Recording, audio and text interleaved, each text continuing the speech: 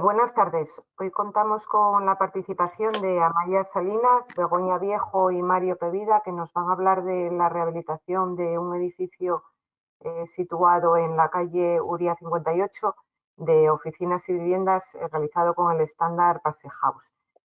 Con esta charla queremos darle un pequeño homenaje a Francisco Guisasola Montoto, que fue el autor del proyecto de rehabilitación. Y Amaya, cuando quieras puedes empezar. Gracias. Gracias, Marta. Bueno, lo primero, agradecer al Colegio de Arquitectos la oportunidad que nos da para hacer esta charla y esta presentación y poder enseñar este proyecto. Es un proyecto especial, pues como dice Marta, el arquitecto fue Francisco Guisasola, que falleció en diciembre de este año, y era él el que iba a hacer esta parte de la charla, la presentación del proyecto. Así que va un poco en homenaje a él y a toda su obra.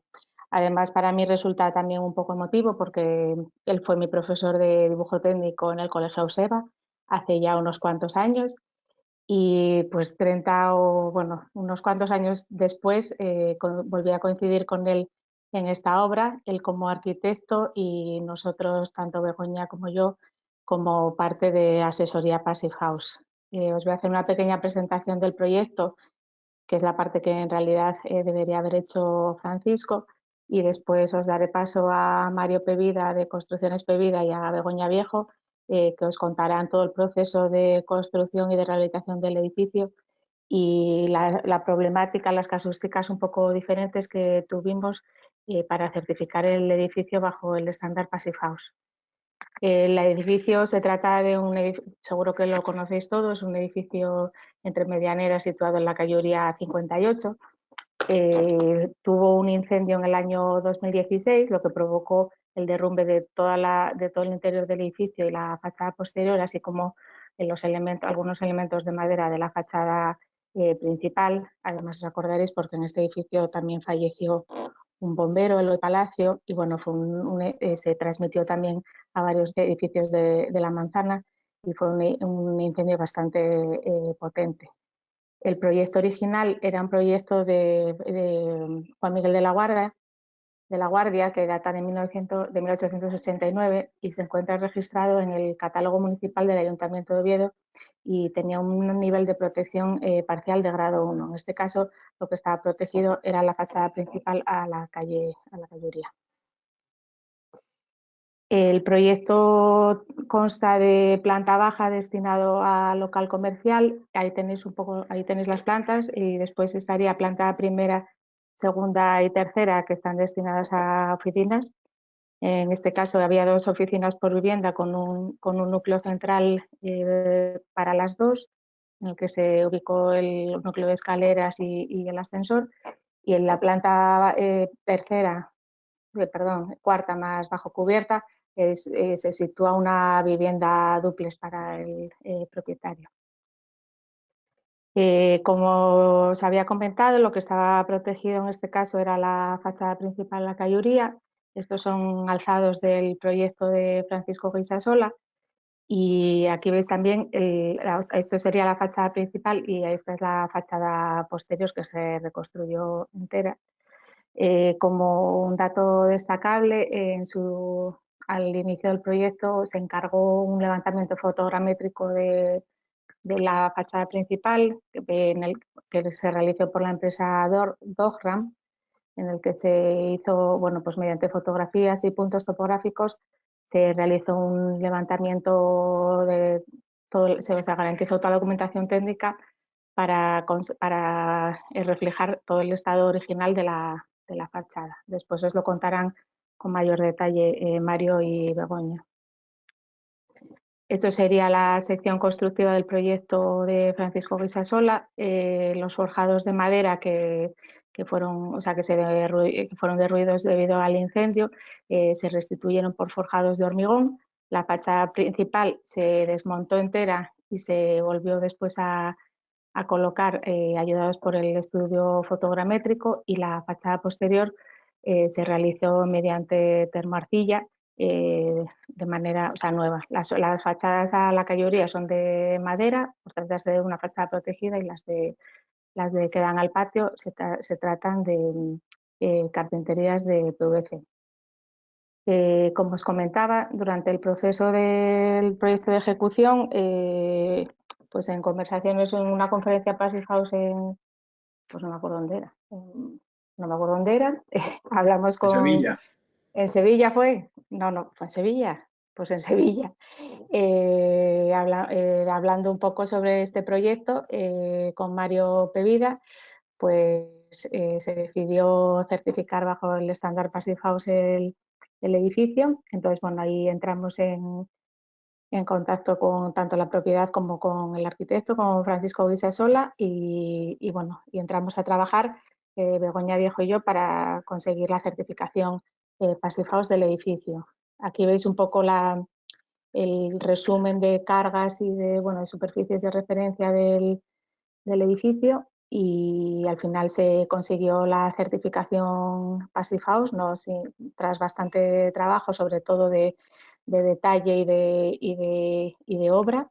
Aquí en esta foto podéis ver también a Laureano Pivida, que es el padre de Mario, que también participó en esta obra de manera muy buena, con unos detalles constructivos espectaculares que ahora os enseñará Begoña. Y sin más, os doy paso a Mario y a Begoña, que os van a contar todo el proceso tanto de obra como de certificación Passive House, así como toda la documentación que hubo que preparar. Begoña, cuando quieras. Muy bien. Bueno, buenas tardes a todos y gracias al colegio por eso, lo que dice Amaya, por dejarnos presentar este proyecto en el que trabajamos todos con mucho ahínco y bueno, al final salió todo muy bien. Bueno, ya os contó Amaya un poco los inicios, el edificio, cómo era. El edificio lógicamente estaba protegido, condicionante que nos influye a nosotros en el tema de la certificación. En principio, bueno, pues piensas en una rehabilitación, pues eso, el edificio tenía un local en planta baja, 3 plantas de oficinas y una vivienda en cuarta y bajo cubierta. El estándar Passive House tiene 2 tipos de certificación, uno que es la casa pasiva y otro que se llama Enerfit, que es para rehabilitación. Entonces, bueno, en principio cuando empezamos a hablar de ello, pues en tu cabeza está hacer Enerfit, que es el sello correspondiente a rehabilitación, bueno, pues a las características del edificio, ¿no?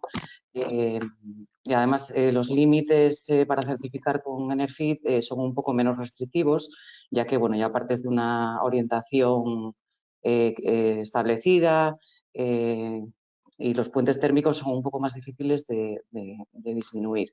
Sin embargo, como teníamos un local en planta baja que no certificábamos, teníamos unas escaleras que nos comunicaban el edificio entero que tampoco íbamos a certificar, pues el instituto, por sus criterios, nos obligó a hacer un Passive House. Aunque fuese una rehabilitación, teníamos que ir al estándar Passive House, que tiene unos requisitos de cumplimiento un poco más restrictivos. Bueno, para los que no conozcáis mucho el Passive, voy a contar un poco en qué consiste. El estándar Passive es un estándar de alta eficiencia en el que tú cubres unos datos en un programa que es un Excel que se llama el PHPP y bueno, unos datos, hablo así como si fuesen 3 o 4. Hay que meter toda la composición del edificio, tanto tipos de vidrios, espesores de marcos, diámetros de tuberías, o sea, es infame la cantidad de información que hay que introducir. Y el programa te da si cumples o no cumples los requisitos que pide para certificar. Entonces, bueno, voy a resumir. Hay unos criterios, unos principios que hay que seguir, que son un aislamiento térmico continuo de más o menos espesor según el clima, una reducción o eliminación de puentes térmicos en la medida de lo posible, unas ventanas de buenas características, de alto rendimiento, tanto la ventana como su colocación, una hermeticidad, que es que la vivienda o el edificio no tenga infiltraciones de aire por ningún sitio, y ya que tenemos la casa aislada y estanca, pues hay que colocar una ventilación con recuperación de calor. Esos son los 5 principios básicos a seguir. Hay otros 2, que uno es la orientación,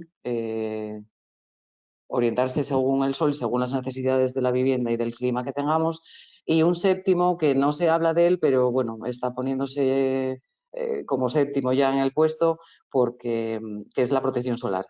Que, pues aquí en Asturias, por ejemplo, necesitamos soleamiento en invierno para no necesitar calefacción, pero en verano necesitamos protección solar para no necesitar refrigeración.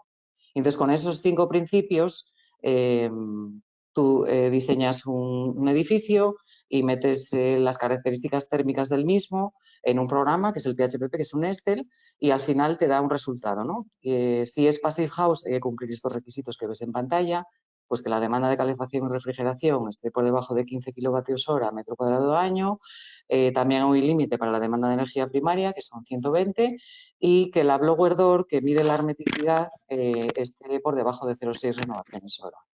Al principio, pues eso, como pensábamos en rehabilitación, pues estábamos un poco más tranquilos porque la demanda es de 25 en vez de 15 y la blower te deja una renovación hora en vez de 0,6, que es casi la mitad. Al ser un edificio protegido, pues se obligaban a tener balconeras en la fachada principal y, bueno, pues teníamos miedo de no llegar a cumplir porque las balconeras no tienen un cierre tan hermético como puede tener una ventana de una hoja, ¿no?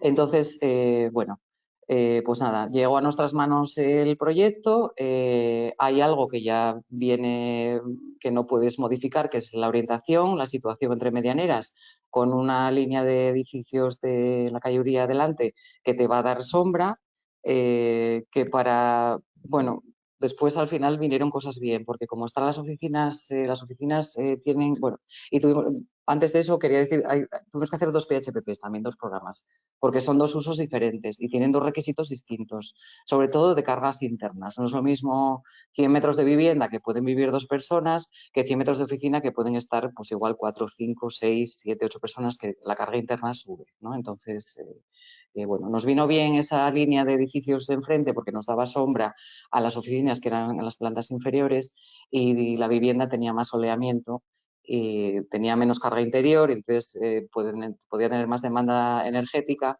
y más pérdidas porque tiene la cubierta. La cubierta del edificio entero es de la vivienda. Entonces, bueno, pues una vez que teníamos el edificio, la situación, el proyecto, la distribución, tuvimos que tomar una serie de decisiones.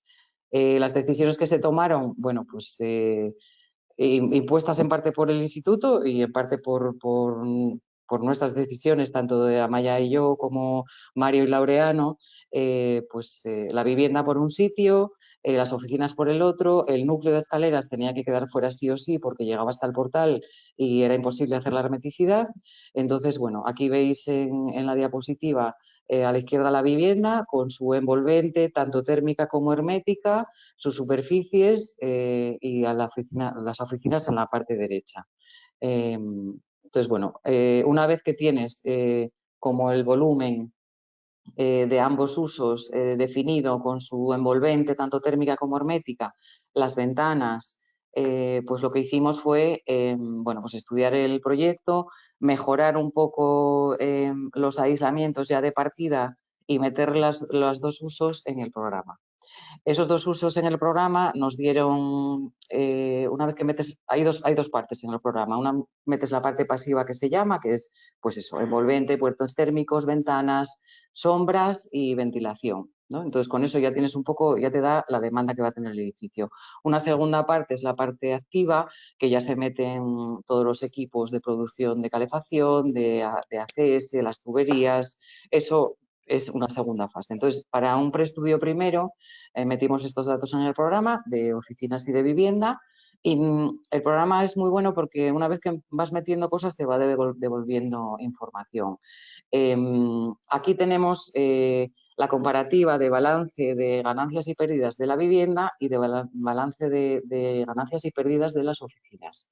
Entonces, en la parte izquierda están las viviendas, hay 2 columnas de varios colores, cada color es en la columna izquierda, que está en blanco, azul, negro, amarillo, eso son las pérdidas, y cada color es la pérdida por algún sitio, fachada, ventana, cubierta, y a la derecha en amarillo, naranja y rojo son las ganancias. Entonces se puede ver cómo en la vivienda a la izquierda el azul oscuro es las pérdidas por cubierta, que en oficinas no hay, y así significativamente en ganancias, en viviendas es en naranja, que es las ganancias internas, son mucho más pequeñas que en oficinas, por lo que os decía antes, ¿no? Por el uso propio de la gente que está dentro, que somos como radiadores pequeños, la iluminación, los ordenadores, todo esto se tiene en cuenta. Por eso hay que hacer 2 PHPPs. Entonces, una vez que metemos los datos y nos devuelve esta información, tenemos este pantallazo, que es el primero, que es el que nos da si estamos cumpliendo los requisitos que nos pide el estándar, ¿no? La demanda de calefacción por debajo de 15 vemos que no la cumplimos en ninguno de los casos. La de refrigeración en vivienda no está cubierta porque no se puso refrigeración. Sin embargo, hay una frecuencia de sobrecalentamiento que está en 24, que no cumplimos tampoco. Y luego, pues bueno, la hermeticidad es un dato que se mete, el programa no hace nada. Eso es un dato que se mete numérico después de hacer la prueba Blower-Door. Se hace una Blower-Door y bueno, pues nosotros para el preestudio siempre ponemos el máximo, luego siempre deseamos que sea menor para pasar y poder certificar, y cuanto menor sea, pues mejor es la demanda. En cuanto a oficinas, tampoco cumplimos la demanda de calefacción, sí la de refrigeración. Aquí sí hay datos porque las oficinas tienen equipos de refrigeración, no hay frecuencia de sobrecalentamiento, que es el dato que es equiparativo. Y bueno, pues la hermeticidad estamos igual. La energía primaria aquí no te puedes fiar de ella porque no están cubiertos los datos, dice que sí, pero bueno, no valdría. Entonces, una vez que hicimos este estudio, cogimos el proyecto, lo mejoramos un poco, no nos da, hicimos esta tabla resumen para ver, bueno, pues con arquitecto, constructora y tal, para ver qué medidas tomábamos. Entonces, en la primera tabla vemos de partida las mejoras que se tomaron sobre el proyecto y pues se tomaron mejora de aislamientos, tipo de ventanas, meter ventanas en cubierta, vestíbulos, bueno, una serie de decisiones, y luego, una vez que en esta diapositiva vemos que no nos da, hay que mejorar alguna cosa más para llegar a cumplir en proyecto los requisitos del estándar. Bueno, y ahí veis la tabla un poco de decisiones que se tomaron, aislar un poco más, mejorar un poco las ventanas, aislar los forjados, mejorar los equipos en el rendimiento de recuperación de calor, y bueno, ahí ya partimos de unos datos que ya nos entraban en el estándar, y ya pues nos pusimos a trabajar. Bueno, hablo en plural, pero estos dibujos que vais a ver, y Mario, si quieres hablar, puedes hablar, son de Laureano, en paz descanse, que bueno, yo los guardo como oro en paño. Son detalles de cada encuentro, de cada cerramiento. Este, por ejemplo, es el primero, es el encuentro de la vivienda con las escaleras, con el hueco de ascensor, de cómo aislábamos todo evitando los puentes térmicos. Está dibujada una línea roja que veis ahí en el medio, pues es la hermeticidad, que a la vez es una chapa de acero que daba seguridad de intrusión a las oficinas. Bueno, hay un montón de detalles. Este es, por ejemplo, detalle de cubierta con fachada, cómo aislamos el zuncho de hormigón, pues el canalón, bueno, el pesebrón en este caso, por dentro y por fuera para que no haya puente térmico. En el de la derecha tenéis el aislamiento contra las medianeras. Bueno, este es el mismo detalle del cierre, pero dibujado un poco en CAD. Y bueno, pues eso, cada envolvente, cada elemento de la envolvente, que tenemos un montón de ellas, pues esta es otra página del programa que vas metiendo los espesores y te va dando un poco el valor U de cada cerramiento. Aquí tenéis, hay que hacer un montón de documentación gráfica para cumplir el estándar. A cada dato que se mete en el programa tiene que acompañarle un plano de dónde sale. Por ejemplo, las superficies de envolvente tienes un plano, y luego hay que añadir fotos de esa envolvente, pues si tiene 10 centímetros de aislamiento, y la lámina, y la hermeticidad, y la ventana, y el premarco, y los encuentros. Todo eso se acompaña también de foto y de ficha técnica. O sea, es un trabajo ingente, ya os lo adelanto a Maya, es un trabajo ingente de documentación que hay que entregar. Entonces, bueno, este es, por ejemplo, los planos de envolvente de vivienda a un sitio y oficinas al otro. La sección constructiva que antes os enseñaba Maya, este es un detalle, por ejemplo, de cómo una ménsula de balcón de piedra la anclamos al forjado cortando el puente térmico. Luego os enseño una diapositiva que está calculado el puente. Este es otro detalle de, bueno, pues la ventana, cómo se coloca, es una sección en planta. Cómo se aísla la termoarcilla, dónde está la capa de yeso que hace de hermeticidad, el trasdosado, el premarco. Hay que dibujar todos los detalles para ya de proyecto localizar aquellos problemas que nos pueden surgir en obra y tenerlos un poco estudiados, ¿no? Este es el detalle que os pasaba antes de la ménsula. Esta ménsula de piedra tiene mampostería encima y debajo, pero claro, para evitar el vuelco de esta ménsula había que anclarla de alguna manera al forjado que veis detrás. Entonces, Laureano, Mario, ellos idearon este detalle de anclar con una pletina anclada a la ménsula que veis dibujada en rojo y un negativo metido hacia el forjado para hormigonarlo y entonces evitar ese vuelco de la ménsula. Y veis en verde, está cortado el forjado con la ménsula con un aislamiento para evitar ese puente, reducir el puente térmico.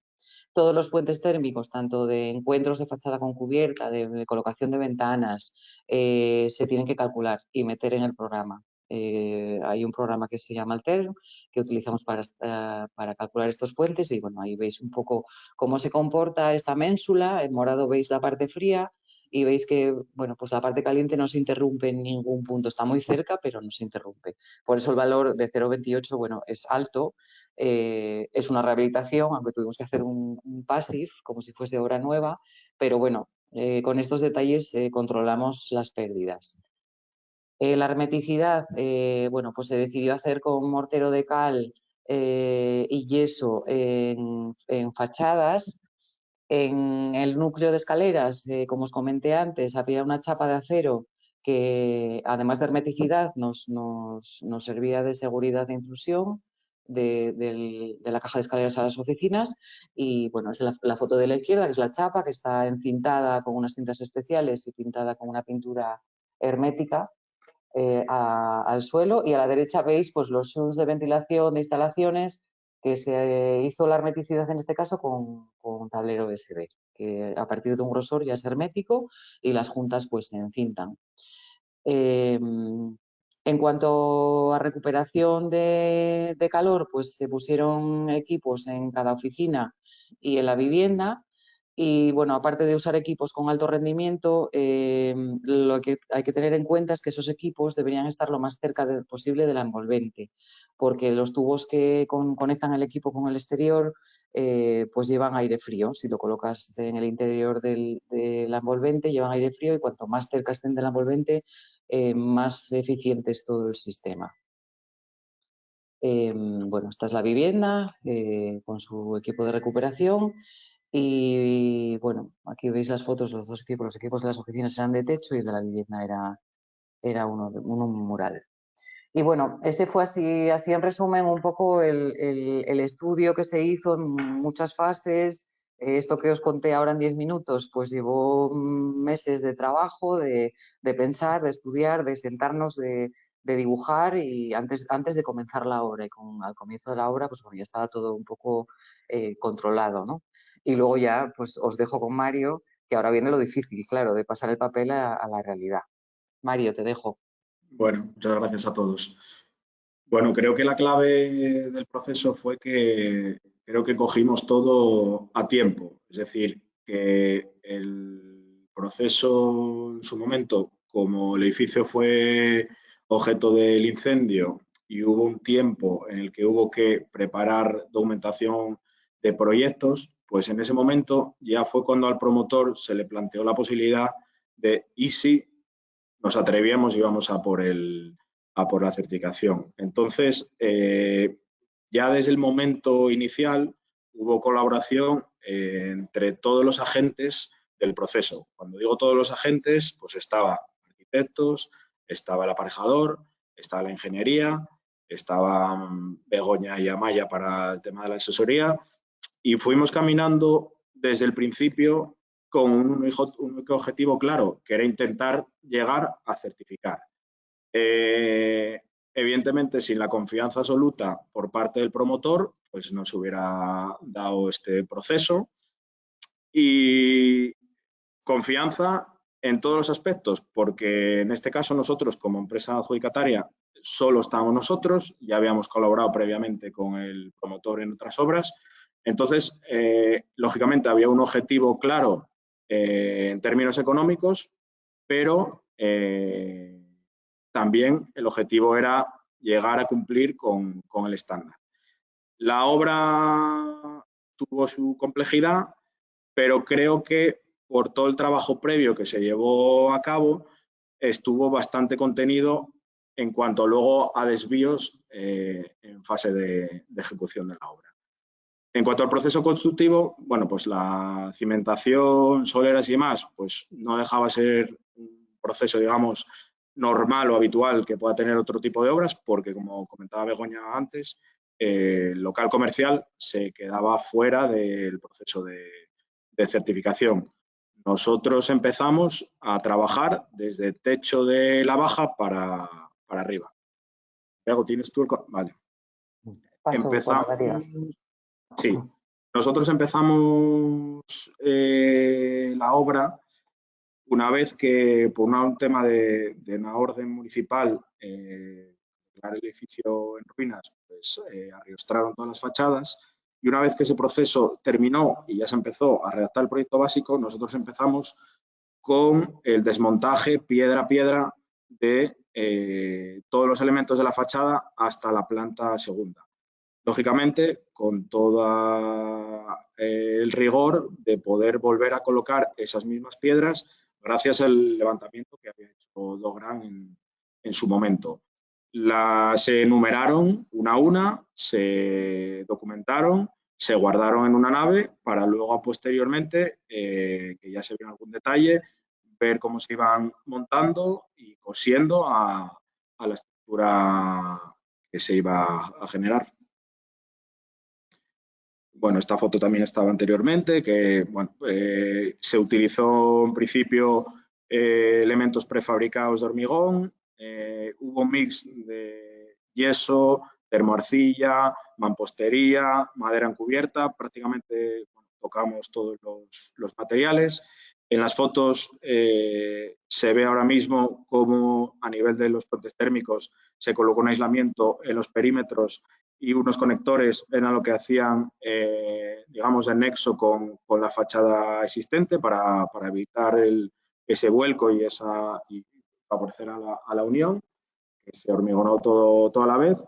En aquella época, que ya pasaron algunos años, pues no había los mismos medios que tenemos ahora mismo, ni en cuanto a materiales ni a documentación, y se buscó hacer un proceso prácticamente con lo que teníamos día a día para hacer el resto de las obras.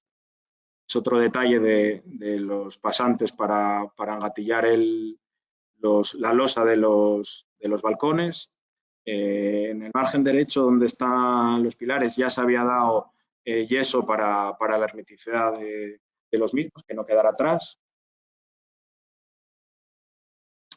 Otro caso similar, cada planta era diferente porque bueno, ese es otro de los detalles que antes hacía Bego referencia, que se ve la llanta y la chapa para conectar al forjado, el aislamiento. Estamos hablando, creo que, si no recuerdo mal, de unos espesores de 50 o 60 milímetros en extruido.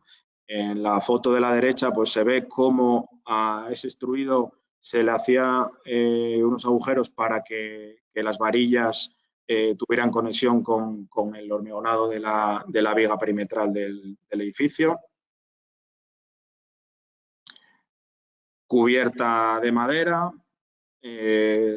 unos paneles de grandes luces, en este caso eran de Tecnocuber, y estamos hablando de unos aislamientos en cubierta de un núcleo aproximadamente de 200 milímetros, 20 centímetros de EPS, en este caso era grafitado. Sobre él se colocaron luego las láminas para dar impermeabilización y hermeticidad, y la cubierta, pues una cubierta de teja cerámica, pues dada la catalogación que tenía el edificio.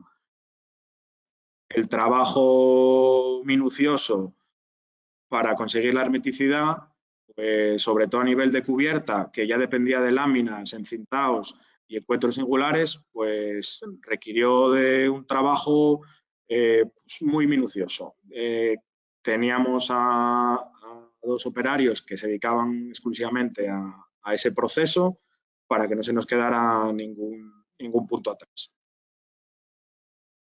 Bueno, más fotos, láminas bituminosas a 2 caras, cubierta con unas ventanas de cubierta, en este caso eran de Facro, que tenían que estar certificadas, que los valores se aportaron para la justificación de todo el proceso y, bueno, más allá de su colocación, pues cuidando la ficha técnica del manual que venía detallado para evitar los puentes térmicos, pues nada, cubierta de teja sobre rastrel convencional por la catalogación que tenía el edificio en este caso.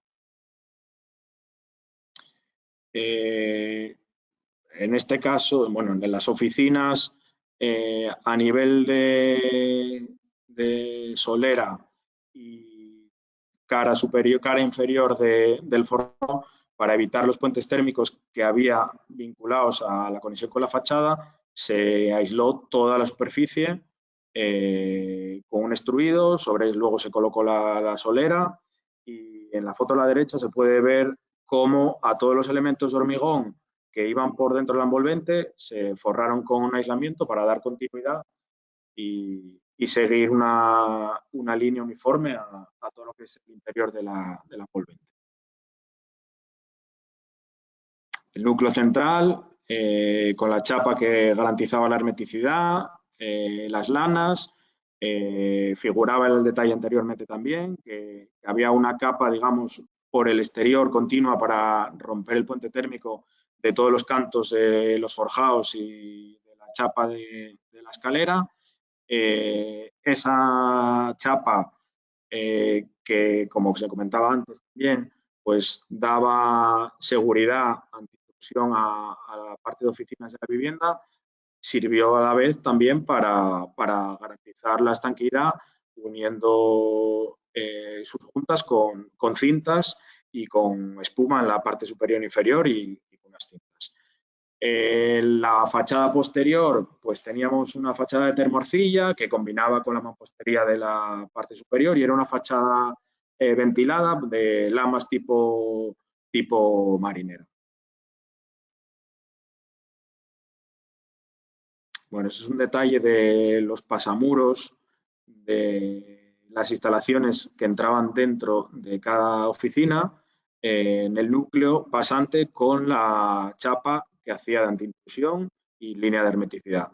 Como veis, pues están todos perfectamente encintados y aparte de los tubos de impulsión y extracción de la ventilación, pues estaban a la espera pues, los tubos de alimentación eléctrica, videoporteros, teleco, que se habían dejado ya pasantes para luego sellarlos entre ellos.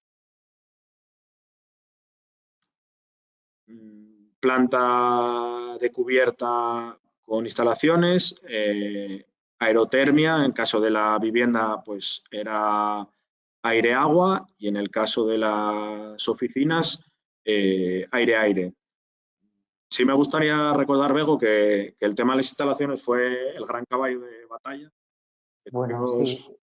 Tuvimos un comité de sabios que hasta altas horas de la madrugada en Gijón un día, que era lo que nos iba a hacer si el proceso seguía o no. La parte constructiva la teníamos más o menos clara de aislamientos, pero la parte de ingeniería pues ponía alguna traba, algún miedo, algún recelo que bueno, pues al final se superó y bueno, realmente ahora mismo con los datos que se nos dieron en su momento y que se reafirma el promotor en ellos hoy en día, es que están realmente contentos, la verdad. Bueno, es lo que decías tú antes, ¿no? Que tienen que trabajar todos a una. ¿no? A conseguir todos, como una de las patas falle, sea promotor o sea constructor o sea, esto no sale adelante. Entonces, sí, la verdad es que el trabajo en equipo y todos a una es imprescindible.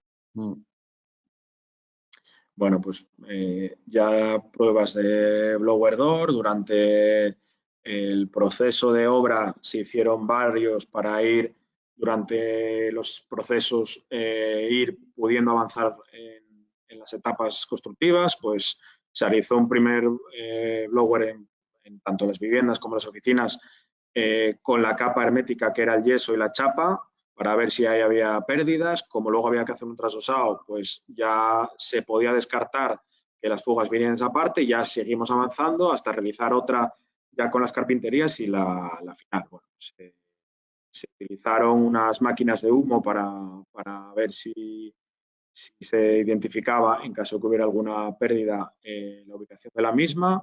Los resultados de los blower door pues, fueron favorables, más allá de que tuvimos algún pequeño contratiempo en su momento por un tema de la superficie, que eso os lo podrá contar Bego, porque a la hora del cómputo de hacer o el volumen que se mete en los datos del test va sobre la altura útil, que en el caso de las oficinas, pues creo que estaban 2,80, y las líneas de forjados, como había que mantener los balcones de las plantas existentes, tenían bastante más. Entonces teníamos un volumen de aire perdido luego, ¿no? que Sí, nos penalizó.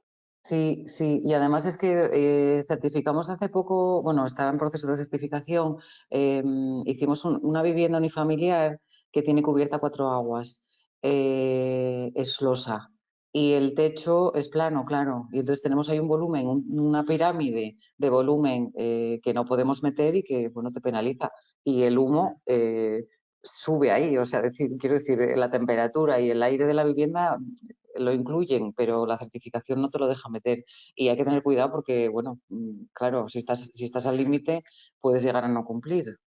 Sí, sí, pues... Sí. Bueno, estas son los datos finales que mandamos a certificar. Bueno, ya veis, estas las oficinas, demanda de calefacción muy baja, demanda de refrigeración más baja todavía.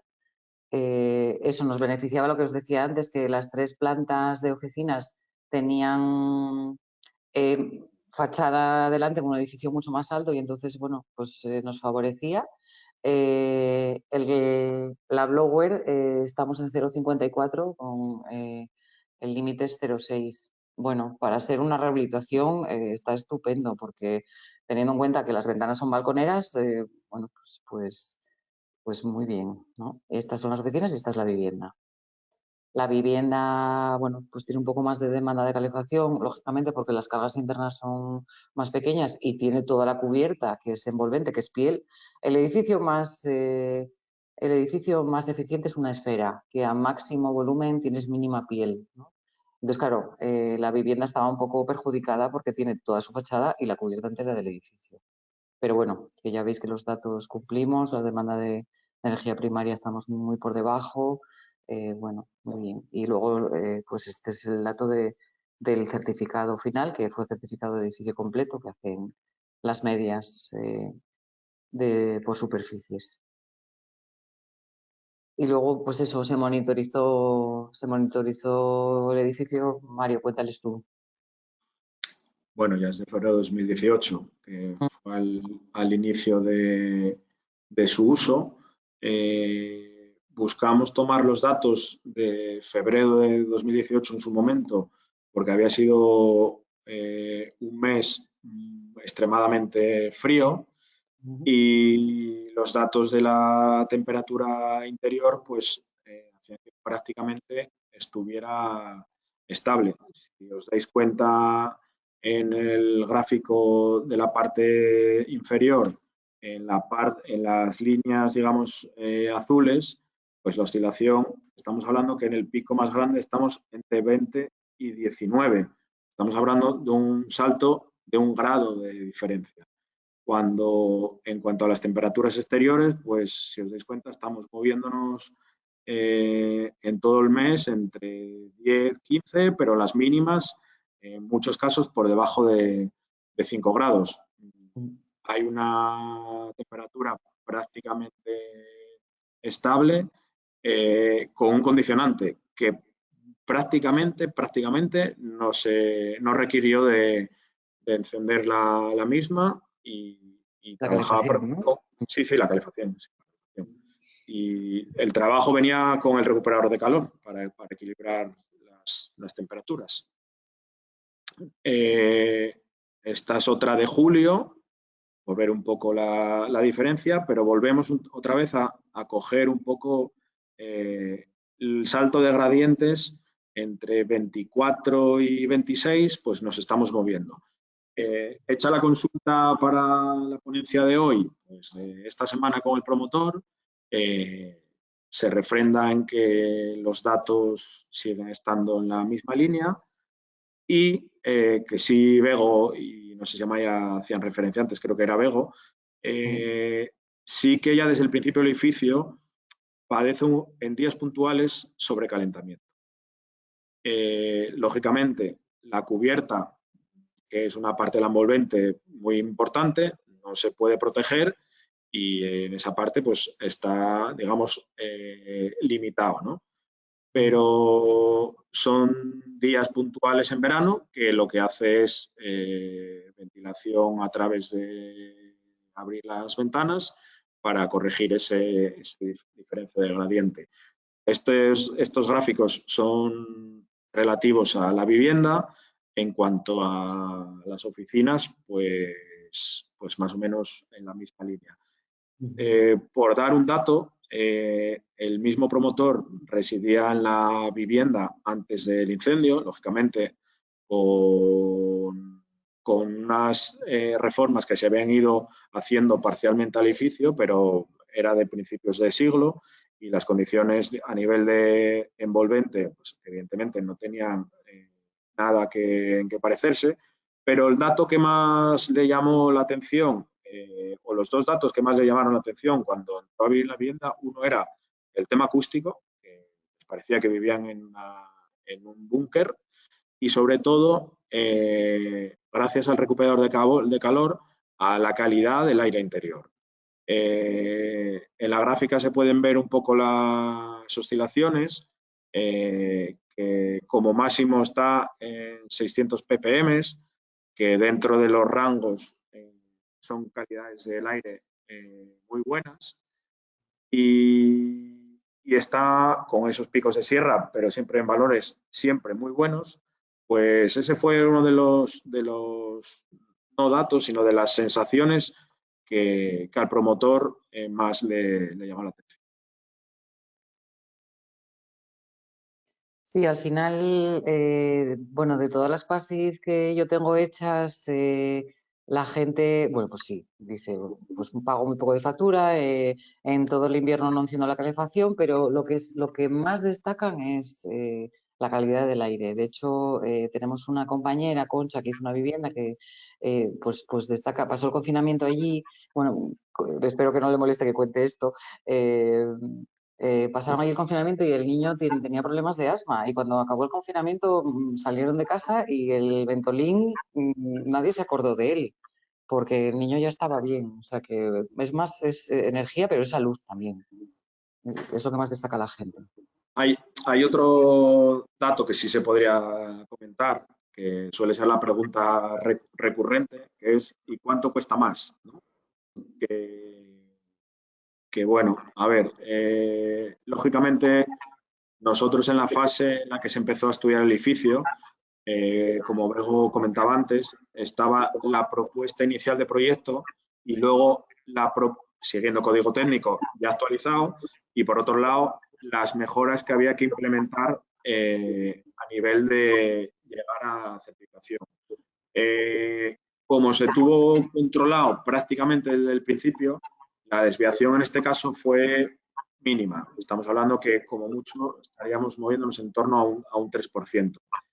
Que en este caso, como no iba destinado tampoco a la venta y el promotor es el dueño del edificio al completo destinado a alquiler, pues sabía que ese retorno le iba a venir a él de vuelta. Entonces, bueno, por dar un poco referencia sobre datos económicos.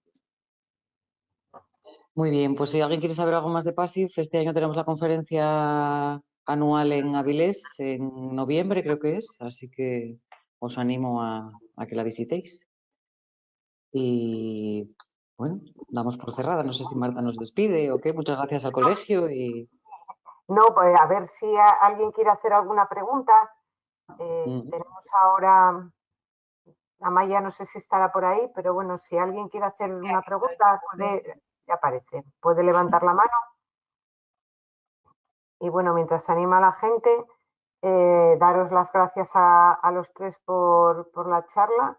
Espero que bueno, la gente, o sea, los compañeros que han asistido les haya gustado y se interesen por el Passive House, que como decía Begoña, no es solo eficiencia energética, sino que también es salud. Y muchas gracias. nada, me parece que no... No hay nadie. Bueno, también quiero destacar lo importante que decíais de trabajar en equipo. Que tenemos que formar equipo, arquitectos, aparejadores, arquitectos técnicos, ingenieros, si queremos que algo salga adelante. Y bueno, nada, nadie se anima, pues lo dicho, muchísimas gracias y hasta la próxima. Venga, hasta luego. Gracias.